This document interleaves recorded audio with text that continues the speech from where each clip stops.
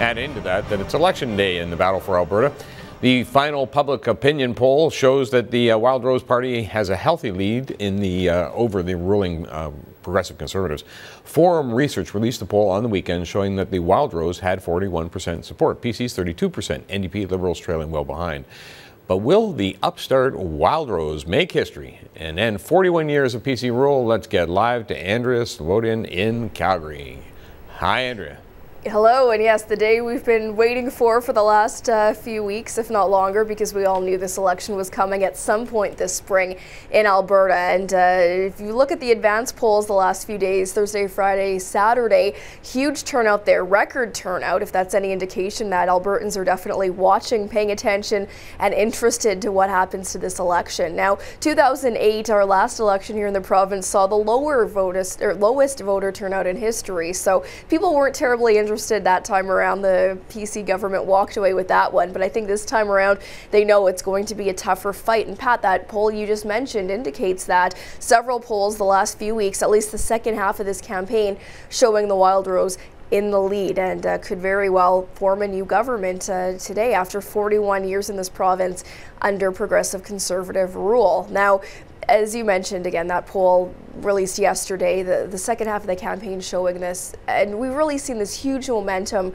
from this relatively new party. This is the first time they've been running candidates in every single constituency in the province. It's a relatively new party, but they've been well organized, well funded, and definitely on the attack of the Conservative rule, again, that we've seen for 41 years. And they've really been building a case well before the writ was even dropped about this culture of corruption and intimidation that we've been seeing of the PC government, feeling that it's entitled and it doesn't really, it can just rule without any regard and step on anyone's toes. And they've been building this image of these Tories that really, again, as I mentioned, have been bullying people from doctors to school board officials to municipal officials and the like in the province. So that campaign, that attack campaign from the Wildrose started well before that the writ was even dropped, and I think they've really been picking up momentum the last several weeks, and as you mentioned, the polls indicate that. Now, taking a look back at the PC campaign, our Sun News reporter Lisa Mrazek has been on the trail with Alison Redford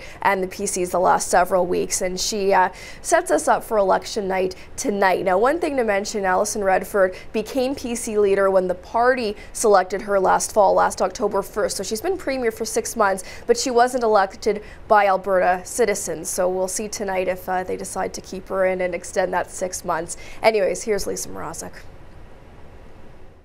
Premier Alison Redford tried to paint Alberta's largest city PC blue and orange Sunday, making 9 campaign stops throughout Calgary. A city polls are showing favors mostly Wildrose green. Flanked by dozens of cheering supporters waving PC signs at a whistle stop in Calgary Mountain View, Redford says a minority government would not be good for Alberta. We saw at the federal level that minority governments were not able to influence the kind of change that I think was important to really build and grow.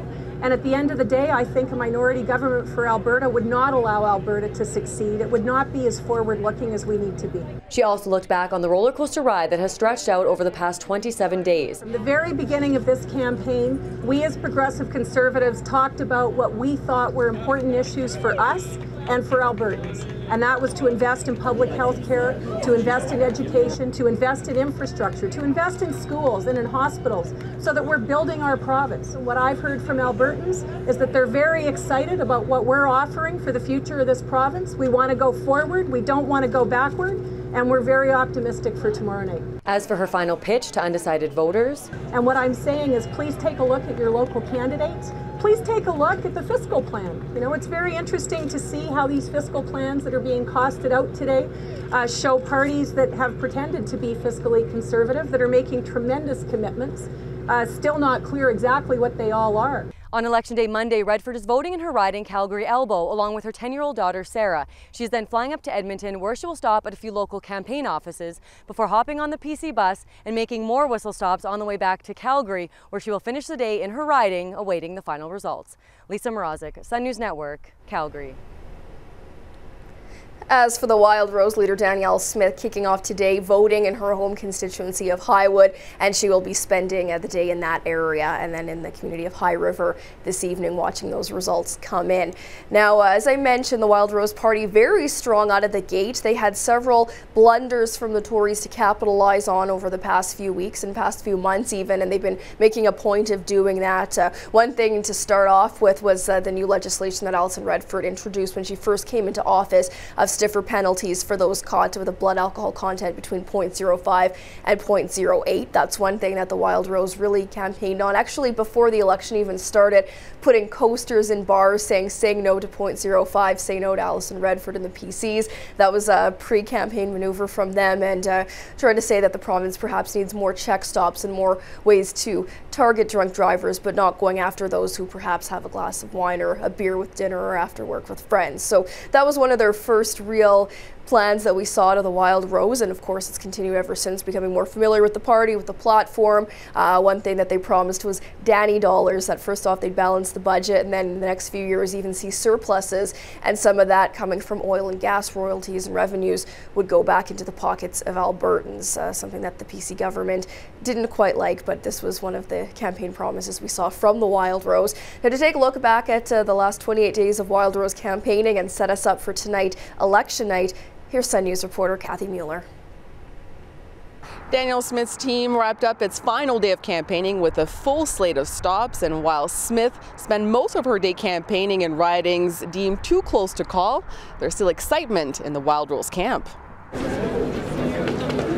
Smith spent the better part of Sunday campaigning in Calgary and stopping at several of her candidates' constituency offices. She says her candidates have done an excellent job pushing the party's platform in the past few weeks.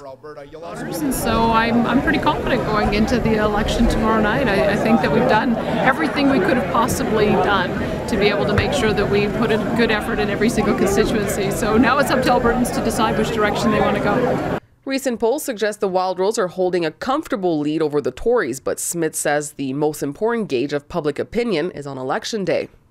I know that there are many races where it is neck and neck. We have, I think, identified about 23 ridings where we know it's a real fight. That's why I've been spending so much time over the last 2 days stopping in and talking to candidates, talking to their campaign teams, telling them to get out because every single vote is going to count. It could go either way. Regardless of the outcome, Smith says she has no regrets looking back at what her team has achieved.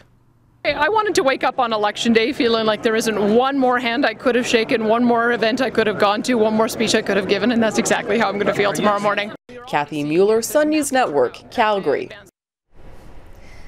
Now, once the polls close at 8 p.m. Mountain Time here tonight and the results start coming in, of course we will be live from Highwood with the Wildrose party as well as in Calgary with the PC party, and we'll bring you all the latest. And by the time we chat tomorrow morning, Pat, we will have known who our premier is here in the province, if it's going to be Alison Redford for her 6-month term renewed and the 41-year Tory dynasty continued and extended by the voters of Alberta, or if we'll be waking up to a brand new government and a new change of direction tomorrow in the province. It'll be very interesting. I envy you, Andrea. Absolutely. I'll be watching, and I think this will be one of the most exciting ones Albertans have seen in a very long time. Yeah, no question. Thanks a lot. You're welcome.